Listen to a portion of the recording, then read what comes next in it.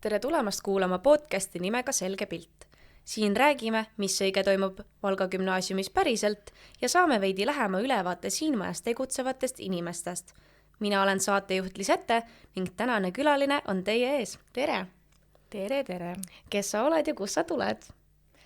Mina olen Valga gümnaasiumi üks õpetajatest, Varje Schmidt ja eesti keele õpetaja. No vot, täna on hoopis teie siis õpetaja, mitte õpilane, nii et väga hea on kohe teada, mis teemal me hakkame rääkima, aga enne seda me teeme ühe pisikese mängu, ehk siis mäng näeb välja emba või kumba, loen sulle küsimuse ja sina ütled, kumba sina helistad. Ja esimene küsimus on kohe sinu ees. Kas kass või koer? Pigem koer. Aga miks? Ei ole mul koera ega kassi, aga vist rohkem ikkagi koer, jah. Selge. Kas film või seriaal? Film.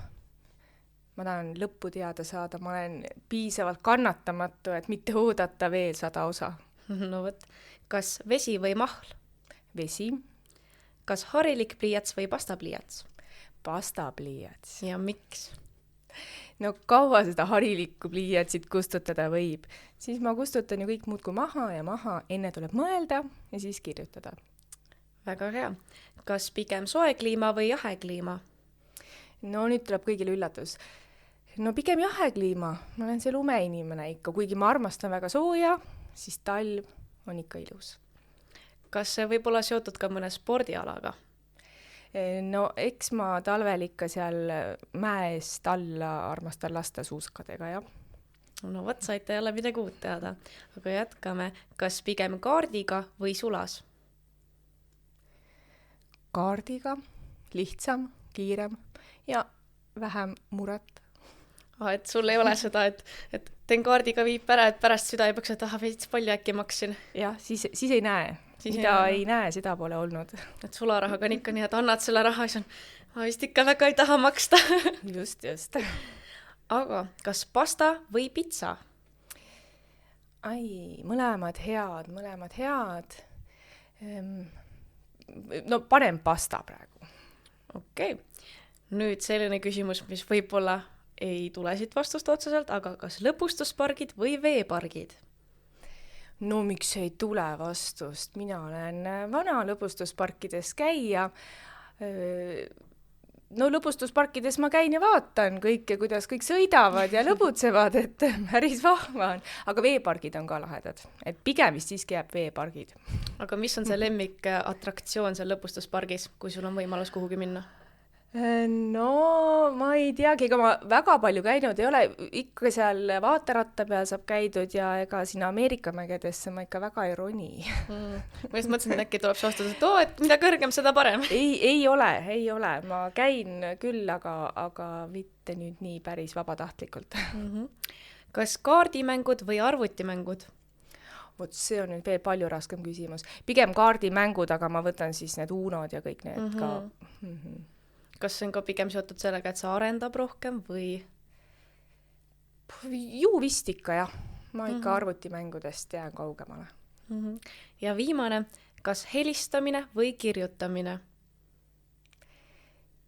Helistamine. Helistamine. Kui on ikka vaja inimesega rääkida, siis ma ikka helistan ja võtan aega temaga rääkida. No võt, saime väga palju uut teada. Kes ei teadnud oma õpetaja kohta, siis nüüd teata ja samuti, kes ei teadnud, kes on veel Varje, siis saite teada, kes ta üldse on ja miks ta siin on. Aga meie tänane teema siis pürgib rohkem sinna emakeelepäeva poole. Räägime selle olulisusest, miks me räägime eesti keelt, miks me peame nii-öelda seda tähistama ja kui oluline see meie jaoks on. Ja minu küsimus ongi sulle, et miks me tähistame emakeelepäeva? Riiklikult me teame, et riiklikult me tähistame emakeelepäeva ikka selliste üldiste suurte väärtuste järgi, et me hoiaksime oma keelt, oma kultuuri, et me kogu aeg teadvustaksime seda. Aga see, miks me tähistame seda emakeelepäeva, peaks olema ka kõikidel ikka selline sisemine vastus kuskil ja südamest tulema. Et me tähistame ju tegelikult seda päeva selleks, et teadvustada mis keeles me räägime, mis keeles me mõtleme, mis keeles me kas või unenägusid näeme, et see on see, mis meid identifitseerib. Aga kelle järgi on siis saanud see emakeelepäeva nii-öelda tähtsus ja kelle järgi me tähistame seda?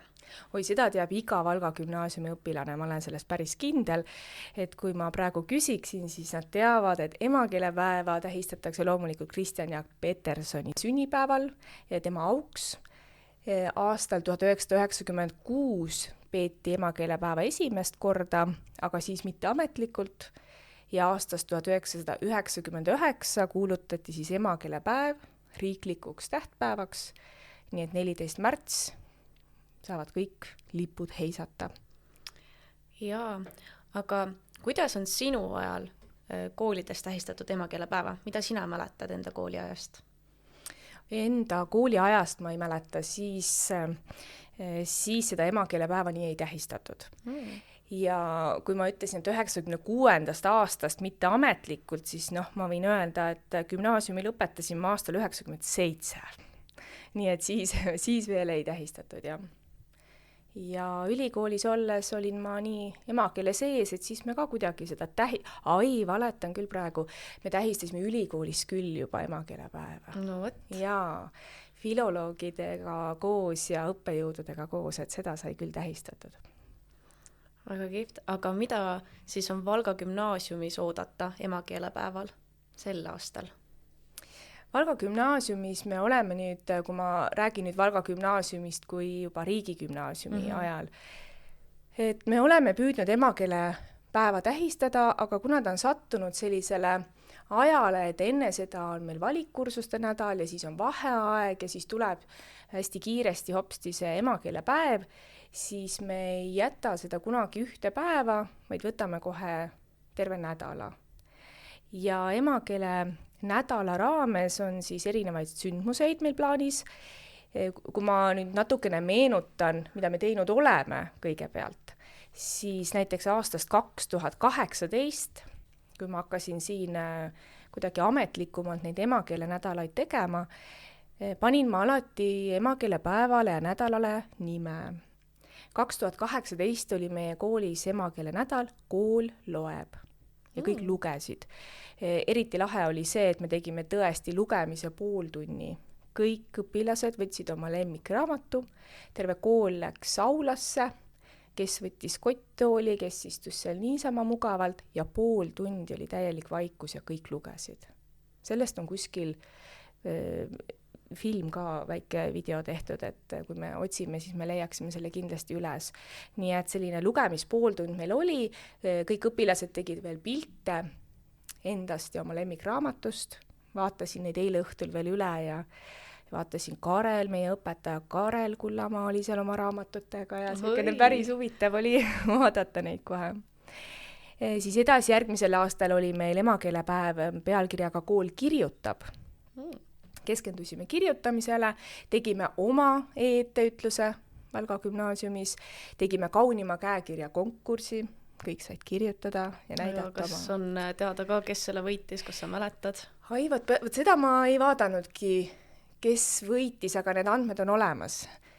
Mul on tunne, et me ei teinud vist tookord ühte võitjat, vaid me valisime välja klasside peale ilusamad käekirjad ja tegime sellest näituse, need pildid peaksid küll olemas olema, nii et ma arvan, et kindlasti äkki Facebookis võib kuskilt scrollida ja vaadata. Neid vanu asju vaadata, ja nii et 2019 ja siis veel Janne Hunt tegi oma loomingu käsikirjadest näituse, et selline kirjutamisele keskendunud.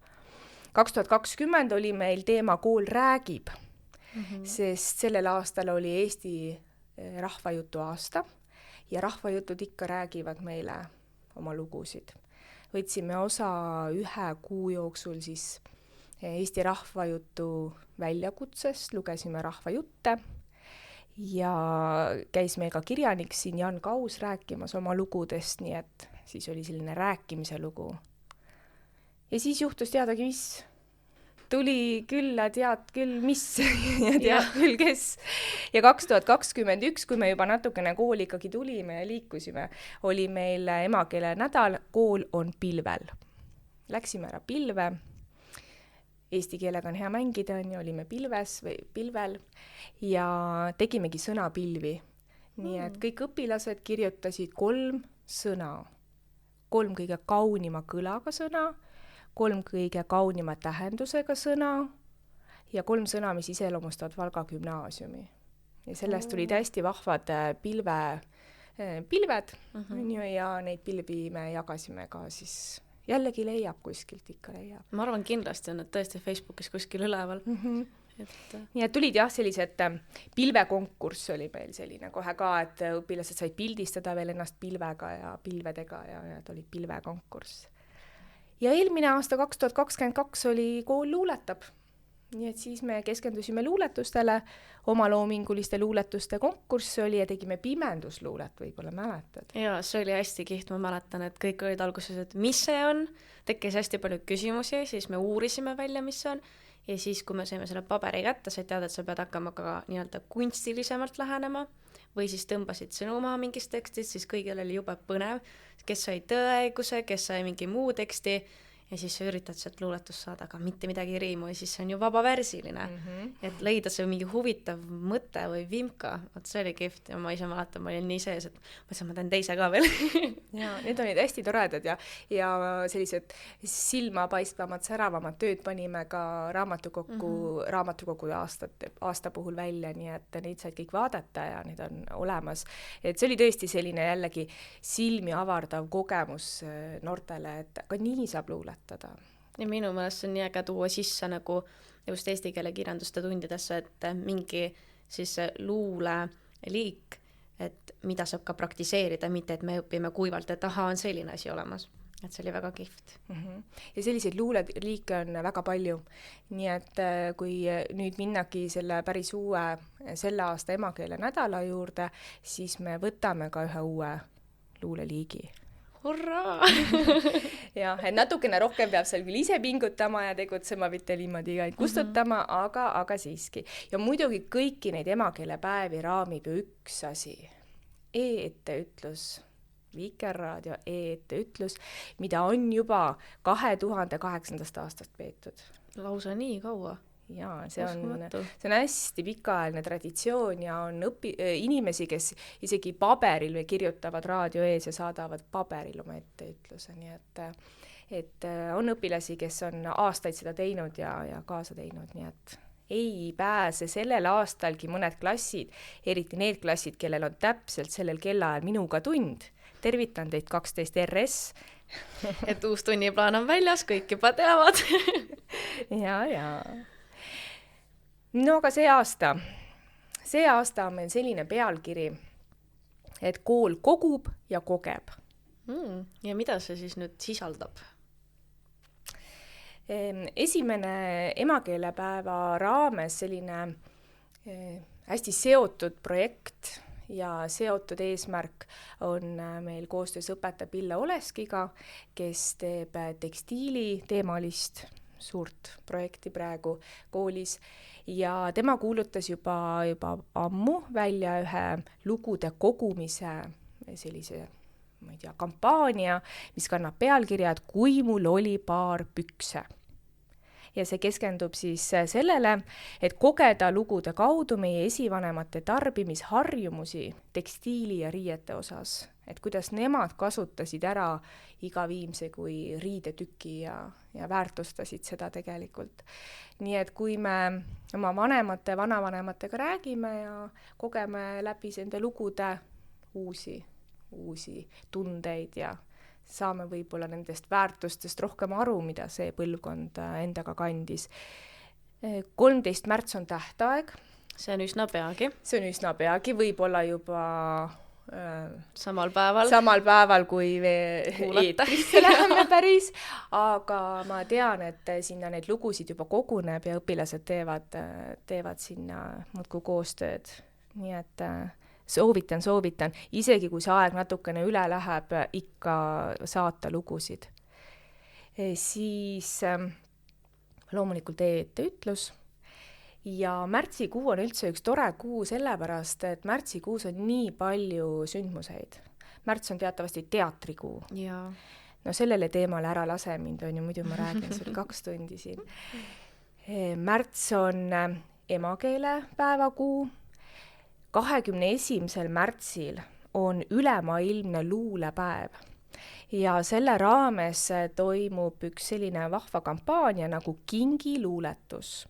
Ja meie kool on ka UNESCO ühendkool ja selle UNESCO ühendkoolide raames on siis välja kuulutatud see kampaania kingiluuletus ja meie võtame ka sellest osa.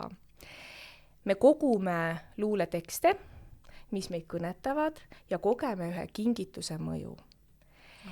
Jaa, nimelt nädala aja jooksul saavad kõik õpilased otsida luuletusi, tuhnida kõikides luulekogudes või internetiavarustes, mõelda, kellele nad tahavad ühe luuletuse kinkida, kas klassikaaslastele, õpetajale, vanematele, vanavanematele, lasteaia lastele viia, ükskõik mis eesmärgi me võtame. Ja kui te olete leidnud ühe ilusa luuletuse või mõjuva luuletusele just ühele inimesele mõeldes, siis te kirjutate selle oma käega ilusasti paberile ja kingite luuletuse. See on küll väga armas idee. Ja see on kingiluuletuskampaania.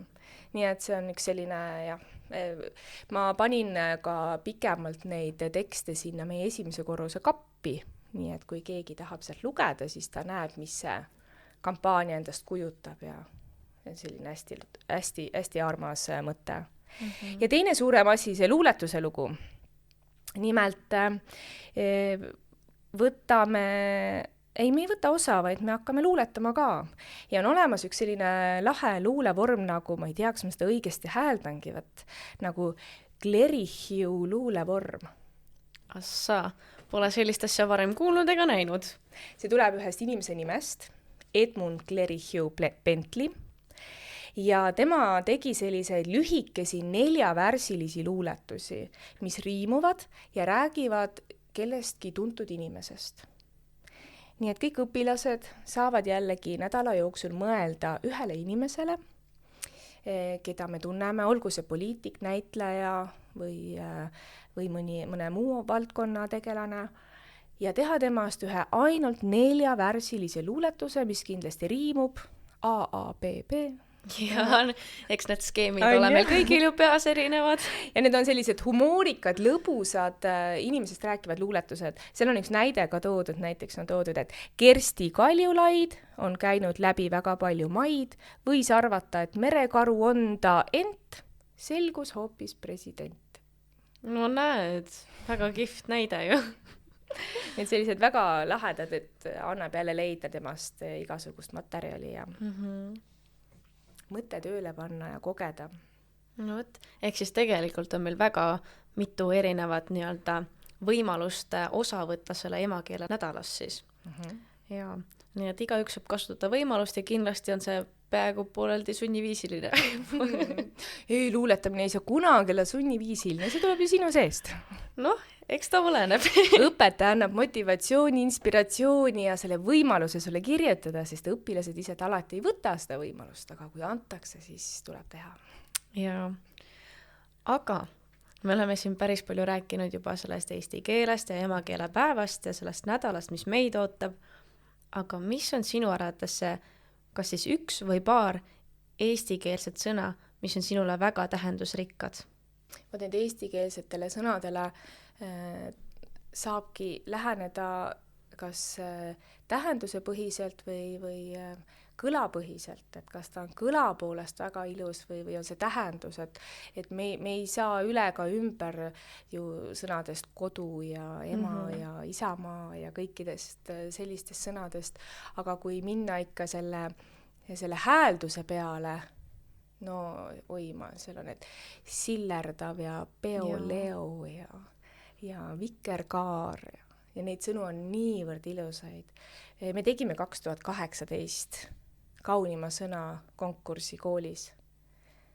See võimatu on leida seda ühte ja ainust ja õhkõrn, jäääär, närvikõdi, muruniiduk.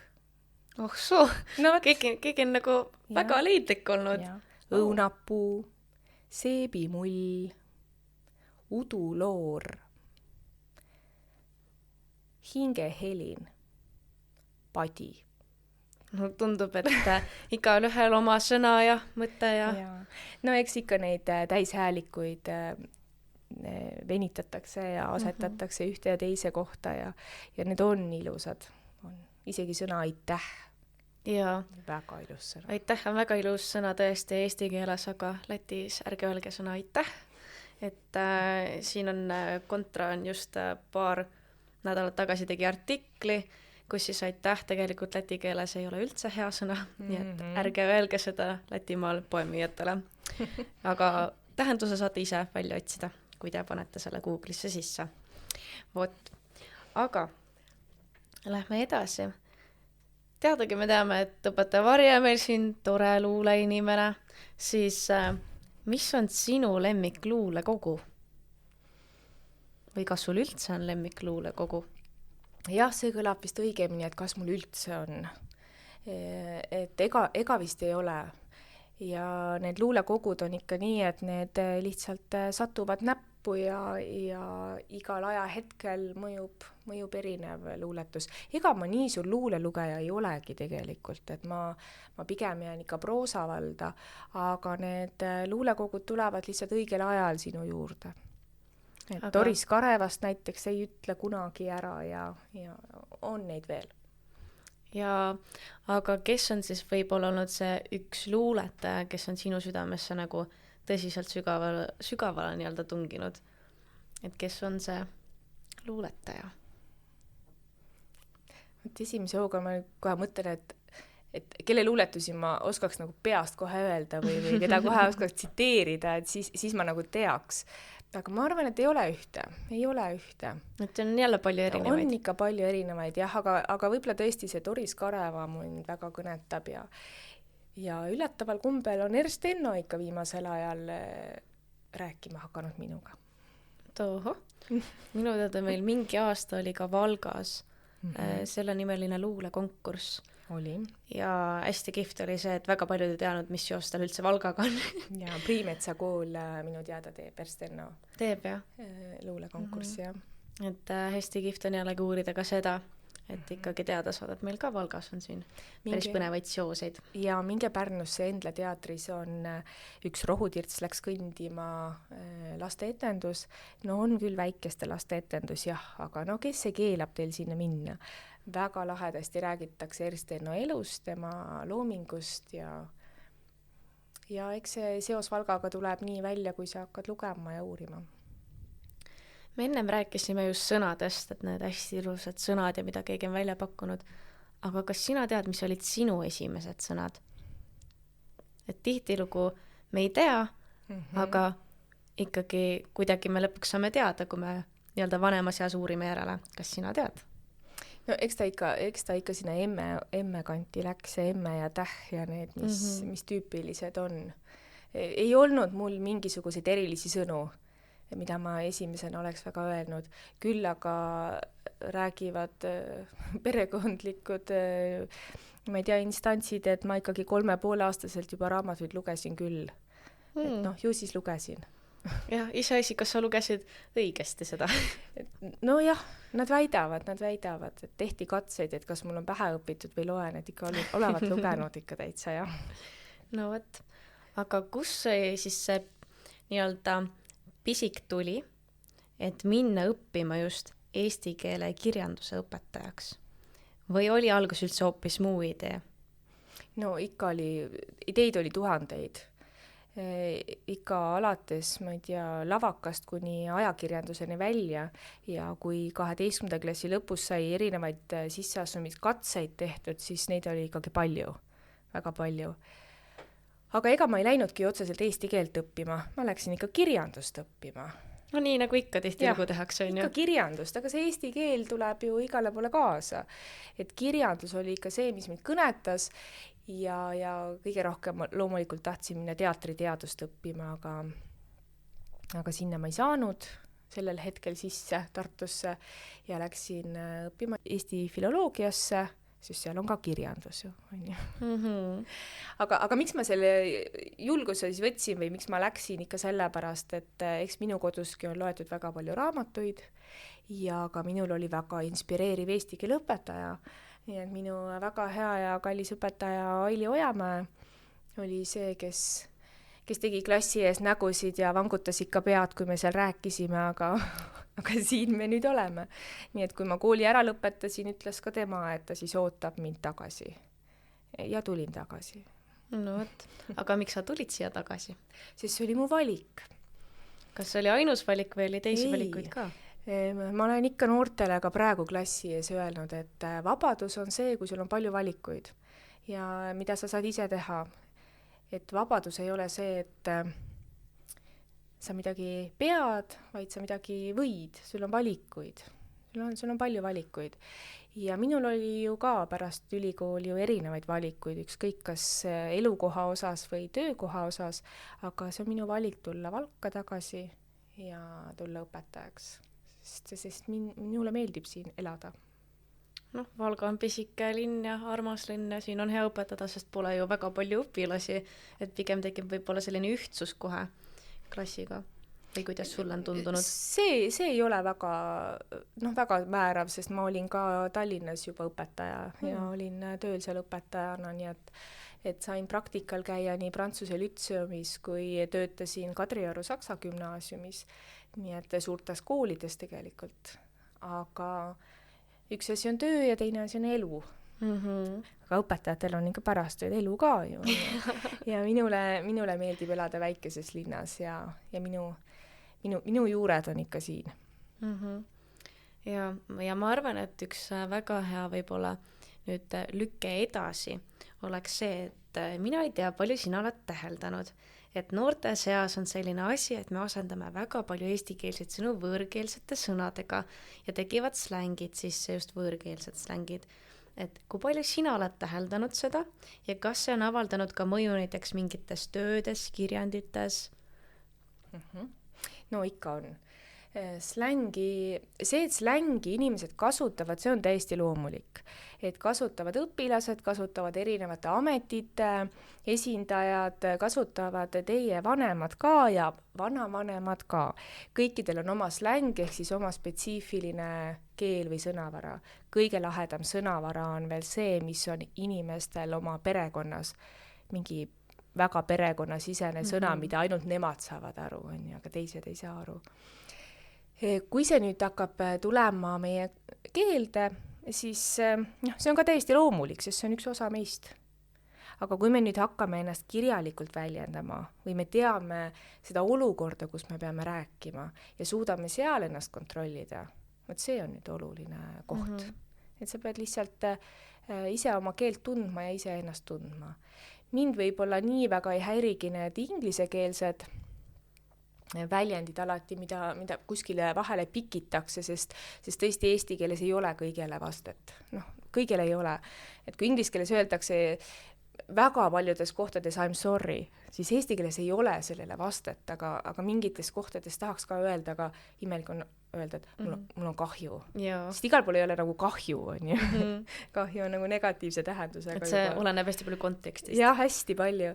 Aga pigem hullem on see, kui hakatakse neid inglisekeelseid väljendeid toortõlkena tooma teksti. No üks kohutavamaid. No mis see on see, kui õpilane ütleb, et minu halb? Ma saan aru, see tuleb inglise keelest, on ju, my bad, aga sa ei saa seda nagu nii toortõlkena eesti keelde üle tuua, et võt sellest kohast peaksime küll üle saama. Et jah, et siin on päris palju juba mitu aastat räägitud just eesti keele hääbumisest seetõttu, et teised keeled tulevad, võtavad üle. Aga kas sinul on äkki mõnda nippi soovitada, kuidas sellega toime tulla? No keel on ikka elav ju, ta on ju elav organism ja loomulikult ta muutub. See oleks ka jama, kui ta ei muutuks, et meile tulevad uued arvutid ja uued tehnoloogilised seadmed ja me ei nimetakski neid kuidagi. No me peame neid ju nimetama kuidagi. Kas me nüüd leiame neile uue sõna või ei leia, seda näitab juba aeg. Mõned sõnad lähevad ilusasti rahva seas käima, mõned mitte. aga see nipp on ikka see, et igaüks peaks ikkagi iseendaga selle rahu tegema, et kuidas ma räägin. Kas ma räägin nii, et teised saavad minust aru? See on kõige tähtsam. Me võime oma mõttest nii palju häid mõtteid mõelda, niivõrd olulisi, aga kas me oskame neid teistele selgeks teha? Kas me teame, kuidas me räägime, mida me räägime, kuidas me väljendame, kas see, mida me ütleme, on ka see, mida me mõtleme? Ja kui me kasutame sellistes väga olulistes olukordades väga võõrkeelset väljendust, siis teine ei pruugi aru saada, mis me päriselt mõtleme. Ja see ongi selline reaalsuskontroll. Et kasuta oma vanaisa peal seda lauset ja vaata, kas nemad said siis aru või? Kusjuures see on väga huvitav, sest et ma tean, et mul väike vend on selline, kes loobib ingliskeelseid sõnu ja siis tänu sellele ta harib minu vanaisa ja vanaema ja siis alati nad küsivad minu käest, aga mis see tähendab? Et see on väga kihvt ja siis, kui sa kuuled, ma ei taha öelda halvasti, aga see sõna on nagu kuidagi halva maiguga jäänud, et vanainimesed on ju, et kui vanainimesed kasutavad võõrkeelseid sõnu, siis see on väga veider, välja arvatud vene keel on ju. Et aga kui nad ütlevad inglise keeles, siis kohe vaadatakse, et siin on midagi valesti. Aga miks tegelikult on? Nemad ka ju elavad ja arenevad edasi. Et nii, et minu nipp on ikka see, et mõtle alati läbi, et kellega ja millises olukorras sa räägid ja kas ta saab sinust päriselt aru, kui sa räägid et räägid ema keeles. Ja teine nipp on see, et nii nagu Leelo Tungal on ikka ilusasti öelnud, et keel elab siis nii kaua, kui keelega saab mängida. Ja eesti keel on nii mänguline keel. Kas või see emakeele nädal, et kogume ja kogeme. Kõik need sõnamängud, need kaheti mõistetavused, ilusad, kaunid sõnad ja väljendid, kasutage neid julgesti. Jaa, aga kas sinul on eesti keelega selline huvitav seos, et sa tead, et keegi veel sinust nii-öelda põlvkonnas on ka nii-öelda olnud hästi lähedane eesti keelega, kas siis on tõesti ka õpetaja sellel alal või on hoopis olnud näiteks kirjutanud sahtlisse midagi? Ei ole. Ei ole. Õpetajaid on minu suguvõsas küll palju. Päris mitmeid õpetajaid on, mitte eesti keele õpetajaid. Aga ega ei ole ja loomingulisi, mis loomingulisi inimesi, et aga need, kes just, ega ei ole palju, et aeg on tinginud selle, et nende elu läks teistsugust rada ja on pigem praktilisemad tööd olnud vaja teha. Et ei ole väga palju ja kirjutanud ei ole keegi ja võt. Et tegelikult see on hea näide nagu 12-ndikel, et ei pea olema need, kes on siis enne teid olnud. Et te võite võtta selle julguse ja minnagi õppima, et ma tean inimesi, kes on läinud õppima seetõttu seda ainet, et ta tahab olla parem või on läinud natuke teistel põhjustel, aga jaa.